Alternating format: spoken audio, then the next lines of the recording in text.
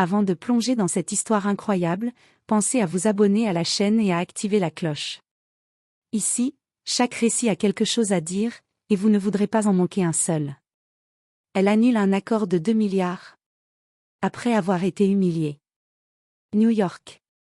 Début novembre. L'air est frais, presque coupant, et la ville est enveloppée dans un mélange de lumière pâle et de brume automnale. Les taxis bourdonnent comme des guêpes autour des gratte-ciel, les passants se pressent, emmitouflés dans leurs manteaux, et les vitrines des boutiques de luxe commencent déjà à afficher des décorations hivernales.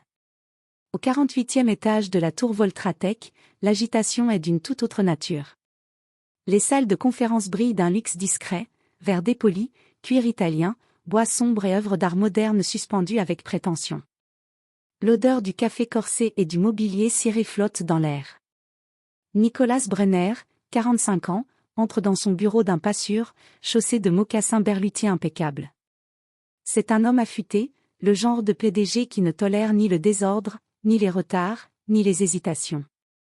Les traits tendus, le menton toujours légèrement levé, il cultive cette expression figée de demi-sourire supérieur, propre à ceux qui pensent être les maîtres du jeu. Il passe rapidement en revue les chiffres de l'accord sur sa tablette, puis jette un œil à son reflet dans la baie vitrée. Il redresse légèrement la cravate Hermès autour de son cou, ajuste la manchette de sa chemise pour dévoiler subtilement sa montre suisse, une Audemars Piguet millésimée, cadeau de lui à lui-même après l'acquisition d'une filiale asiatique. Il se tourne vers son assistant personnel, Travis, trentenaire discret au regard intelligent mais souvent noyé dans l'ombre de son patron. Fais entrer les représentants d'Aurélie. Et dis au service traiteur que je veux du champagne Perrier jouet sur la table. Pas le brut, le Belle Époque. C'est un jour historique. Il sourit brièvement, satisfait d'avance.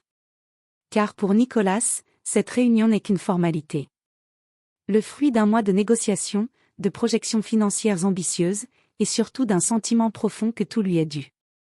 Mais lorsqu'il pousse les portes vitrées de la salle de conférence privée, un détail brise aussitôt cette assurance. La pièce, baignée d'une lumière douce filtrée par des stores automatiques, est silencieuse. À l'extrémité de la longue table ovale en noyer massif, une femme est assise, seule. Elle a les coudes posés avec grâce sur le cuir du dossier, un dossier en cuir caramel posé devant elle. Elle annote calmement les pages d'un contrat avec un stylo en or discret. Nicolas ralentit le pas. La femme, noire, dans la quarantaine, porte une robe bleu nuit sobre et parfaitement taillée, des talons sobres, une coiffure tirée et nette, et un sac en cuir brun à la main gravé. Aucune extravagance. Aucun signe extérieur tapageur. Mais une élégance froide, maîtrisée, presque intimidante. Elle se lève avec calme, tend la main. Bonjour, je suis Elise Warren. Nicolas, interloqué, marque un temps d'arrêt. Il lève un sourcil, laisse ses yeux glisser brièvement sur sa silhouette, puis affiche un sourire poli, vide. Ah. Vous êtes l'assistante juridique d'Aurélie? Un silence bref, suspendu. Mais Élise ne cille pas. Sa voix est posée, nette. Non. Je suis Élise L. Warren. Fondatrice et présidente directrice générale d'Aurélie Capital. Un blanc immense envahit la pièce. Travis, resté en retrait, baisse imperceptiblement les yeux. Nicolas, lui, éclate d'un petit rire nerveux et condescendant, comme on le ferait devant une blague de mauvais goût. Vraiment? Pardon, c'est juste que, je ne m'attendais pas à ce que la personne derrière un fonds de 2 milliards soit. Il ne termine pas sa phrase. Il se rend compte, à mi-chemin, qu'il est déjà en train de s'enfoncer. Mais son regard, ce demi-regard trop sûr de lui, a déjà tout dit. Il a déjà jugé, classé, dévalorisé. Élise reste impassible. Ses yeux, calmes et perçants, restent plantés dans ceux de Nicolas comme des phares dans le brouillard. Elle ne dit rien. Elle le laisse se noyer dans sa propre gêne. Nicolas, incapable d'assumer le silence, se tourne alors vers Travis, espérant un soutien, une blague complice, une échappatoire. Elle blague, non, murmure-t-il à voix basse, croyant être discret. Mais Travis ne répond pas. Son visage est fermé. Il sait qu'elle ne blague pas. Il sait qui elle est. Et il sent déjà que son patron vient de commettre l'irréparable. Nicolas, visiblement secoué par l'introduction abrupte d'Élise, tente de reprendre la main. Il tire sa chaise avec plus de nervosité qu'il ne l'aurait voulu, s'installe face à elle et reprend son ton de PDG habitué à dominer toutes les pièces qu'il occupe. Il s'éclaircit la gorge, ajuste ses manchettes, et pose les coudes sur la table. Bien. Entrons dans le vif du sujet. Il déroule alors sa présentation comme une récitation parfaitement huilée. Il parle de synergie, d'expansion sur les marchés africains et sud-américains, de croissance à 2 chiffres, de retour sur investissement projeté, de technologie propre à faible empreinte carbone, un jargon séduisant, calibré pour impressionner. Son débit est rapide, contrôlé. Chaque chiffre est appuyé d'un graphique, chaque tendance soulignée d'un superlatif. Il fait même une petite plaisanterie sur la concurrence, s'attendant à un sourire complice. Mais Élise reste droite. Silencieuse. Imperturbable. Ses yeux ne clignent presque pas. Elle écoute. Mais elle n'est pas séduite. Nicolas, mal à l'aise de ne pas lire dans son regard l'admiration qui l'attendait, s'agite légèrement sur son siège. Il termine sa présentation avec un sourire forcé, cherchant à dissimuler son agacement sous une dernière phrase grandiloquente. Et voilà. Avec Aurélie à nos côtés, nous bâtirons la plus grande infrastructure énergétique du continent. C'est un moment historique. Un silence plane. Élise ferme doucement le dossier qu'elle avait rouvert entre-temps. Elle le referme avec soin. Elle pose ses 2 mains sur la couverture comme si elle s'apprêtait à bénir ou condamner ce qui venait d'être présenté. Puis, avec une voix posée, ni sèche ni douce, elle dit. J'ai étudié votre proposition.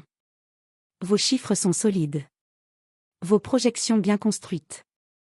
Techniquement, tout se tient. Mais, elle marque une pause. Son regard s'accroche à celui de Nicolas. Elle parle lentement, comme on choisit chaque mot avec précision pour ne pas rater la cible. Votre vision est toxique. Nicolas sursaute, presque choqué par le mot. Toxique, répète-t-il, les sourcils froncés. Excusez-moi, mais je dirige cette entreprise depuis 15 ans.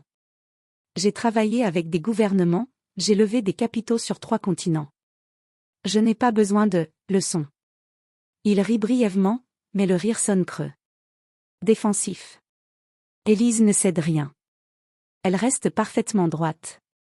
Sa posture est celle d'une femme habituée à l'hostilité feutrée des salles de conseil, mais aussi d'une femme qui n'a rien à prouver.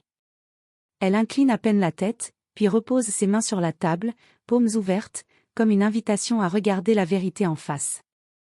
Vous m'avez jugé à ma couleur. À mon genre. À mon silence. Vous n'avez pas posé une seule question sur mon rôle. Vous avez supposé que je ne pouvais pas être la décisionnaire. C'est ce que vous faites pas uniquement avec moi, mais sûrement avec d'autres. Vous ne cherchez pas des partenaires. Vous cherchez des miroirs. Des gens qui valident votre supériorité. Nicolas serre la mâchoire. Il lève les yeux au ciel, comme pour chasser l'attention.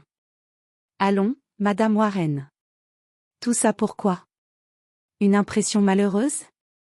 Une maladresse? Vous allez jeter un contrat de 2 milliards pour une mauvaise interprétation? Mais Élise ne bouge toujours pas.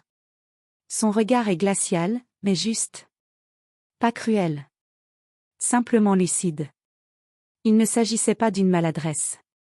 Il s'agissait de qui vous êtes quand vous pensez que personne ne regarde. Elle marque un temps.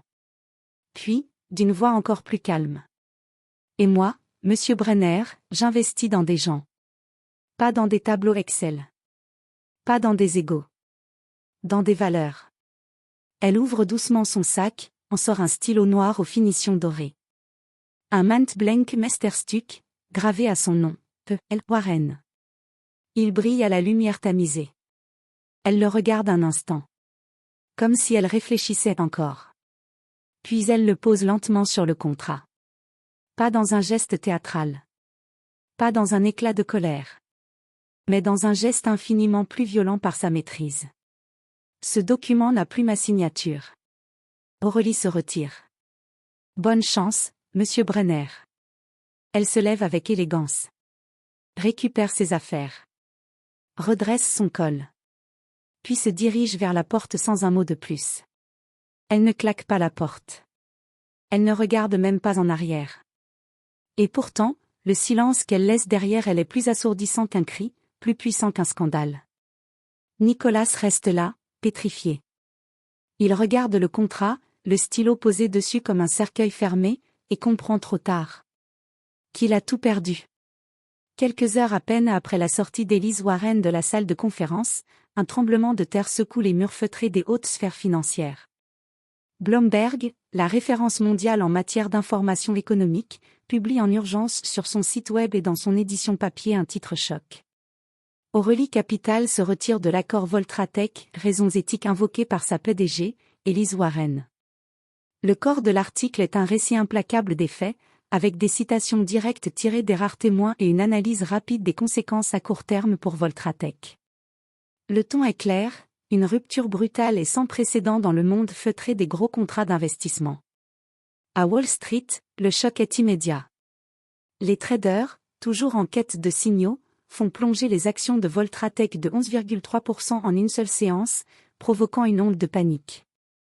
Les courtiers annoncent la plus forte chute du titre depuis 10 ans. Les analystes financiers se succèdent à la télévision, spéculant sur la rapidité de la désintégration du projet, évoquant les risques d'une fuite en chaîne. D'autres partenaires, jusqu'alors silencieux, font savoir qu'ils réexaminent leurs propres engagements. Certains menacent même de suspendre leur contrat, craignant de voir leur image ternie.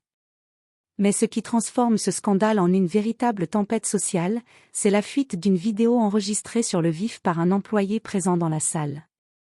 Avec son téléphone discret, il a capté la scène où Nicolas Brenner rit, hausse les épaules, lève les yeux au ciel, et manifeste un mépris à peine masqué envers Elise Warren. Cette vidéo, d'une dizaine de minutes, est publiée anonymement sur Twitter, Instagram, TikTok et Facebook sous le titre cinglant. Il l'humilie sans savoir qui elle est. Elle annule un contrat de 2 milliards. En l'espace de quelques heures, la vidéo est visionnée des millions de fois. Les ## Respect Warren, 2 billions leçons et #Elise Warren Challenge montent en tendance mondiale. Des milliers de commentaires affluent, exprimant soutien, colère, admiration et fierté. Des voix s'élèvent contre les discriminations systémiques, contre l'arrogance des élites, et pour la dignité d'une femme qui a tenu tête au pouvoir. L'impact dépasse les frontières des réseaux sociaux. Oprah Winfrey, lors de son émission quotidienne, consacre un segment entier à l'histoire d'Elise Warren, saluant son courage et sa force. Michelle Obama, dans un tweet sobre mais puissant, écrit : Dans un monde qui attend souvent que les femmes noires se taisent, Elise a parlé et a été entendue. Respect et admiration. Parmi les dirigeants de la Silicon Valley, des PDG, entrepreneurs et investisseurs en capital risque applaudissent publiquement le geste d'Elise, mettant en lumière l'importance de l'éthique dans les affaires. Pendant ce temps, dans les bureaux feutrés de Voltratech, le conseil d'administration est en état d'alerte maximale. Dans une réunion d'urgence convoquée à la hâte, les membres du conseil exigent des explications de la part de Nicolas Brenner. Comment avez-vous pu laisser filer un partenariat de 2 milliards, tonne le président du conseil. Et comment avez-vous laissé circuler cette vidéo qui détruit notre réputation en quelques heures, s'emporte une autre voix. Nicolas, crispé, tente de se défendre. Mais la colère, la déception et la peur sont palpables dans la salle. L'entreprise fait face à ce qui pourrait être son plus grave revers depuis sa création. Une semaine plus tard, alors que la tempête médiatique ne faiblit pas, l'émission 60 minutes annonce une interview exclusive très attendue. Elise Warren sort du silence. Une conversation exceptionnelle avec la femme qui a changé le visage de la finance en 10 minutes. La diffusion est un événement. Les audiences explosent. Des millions de téléspectateurs se rassemblent, curieux de mieux connaître cette femme dont la dignité glaciale a renversé un empire. Assise dans un fauteuil en velours, sous une lumière douce, Elise Warren rayonne d'une élégance sobre. Pas de maquillage excessif, pas de bijoux tapageurs. Elle est là, présente, ferme, sereine. Face à la journaliste vedette Diane Walters, elle raconte, sans détour, son histoire. Je suis née à Détroit, dans un quartier ouvrier. Ma mère était professeure d'anglais au collège du quartier. Mon père était électricien, syndiqué. Tous deux travaillaient dur, parlaient peu, mais m'ont transmis une chose précieuse, l'idée que notre valeur ne dépend pas de la reconnaissance des puissants, mais de la constance de nos principes. Elle évoque son enfance marquée par la lecture, la musique soul, les repas modestes mais chaleureux. Puis son admission à Harvard, son premier poste à Wall Street, et sa décision de tout quitter à 32 ans pour fonder O'Reilly Capital, un fonds indépendant, avec une vision radicale. Investir uniquement dans des entreprises dirigées avec intégrité. Pas simplement rentable. Responsable. Éthique. Interrogée sur l'incident avec Nicholas Brenner, Élise ne s'attarde pas dans les détails. Elle ne cherche ni vengeance, ni mise en accusation. Elle parle calmement, avec cette force tranquille qui a fait d'elle un symbole. Ce n'était pas une revanche. C'était un choix. Un rappel que dans les salles où règnent les chiffres, les décisions humaines ont encore du poids. Le vrai pouvoir, ce n'est pas de signer un chèque. C'est de savoir quand ne pas le signer. Cette phrase devient instantanément virale. Gravée sur des mugs, des t-shirts, citée dans les écoles de commerce, dans les conférences TED, dans les tweets de dirigeants du monde entier. Elle devient une devise. Un manifeste silencieux contre l'arrogance institutionnelle. Face à une pression insoutenable, Nicholas Brenner est contraint de démissionner. La décision est annoncée dans un communiqué laconique, sans excuse publique, mais le mal est fait. Voltratech, malgré une campagne de relations publiques agressive, peine à redresser son image. Des clients se retirent. Des collaborateurs internes dénoncent une culture d'entreprise toxique. Le conseil d'administration, acculé, nomme une nouvelle équipe dirigeante, plus diverse, plus jeune, plus consciente de l'impact de ses décisions. Mais pour beaucoup, c'est déjà trop tard. Le nom, Brenner, est devenu synonyme d'aveuglement et de suffisance. Élise, elle, refuse les dizaines de demandes d'émissions supplémentaires, les propositions de livres, les contrats publicitaires. Elle retourne à l'essentiel. Dans les mois qui suivent, O'Reilly Capital finance une coopérative solaire en Ouganda, dirigée par des femmes locales formées à l'ingénierie. Un programme de bourse pour jeunes filles afro-américaines passionnées par les sciences. Une plateforme de mentorat pour entrepreneurs dans les pays en développement. Un fonds de soutien à l'innovation dans les banlieues défavorisées de Chicago et d'Atlanta. Elle ne donne pas d'interview. Elle agit. Discrètement, méthodiquement. Elle ne cherche pas la gloire. Elle cherche la transformation. Dans les couloirs du pouvoir, son nom résonne maintenant avec un mélange de respect, de prudence et d'admiration. On la cite dans les comités d'investissement. On redoute son silence plus que le bruit d'un boycott. On l'évoque dans les formations des hauts dirigeants comme l'exemple à ne jamais sous-estimer. Et dans le monde de la finance, où les apparences ont longtemps dicté la loi, un avertissement murmuré s'est imposé: ne jugez jamais une femme noire silencieuse. Elle pourrait avoir le pouvoir de vous faire tomber.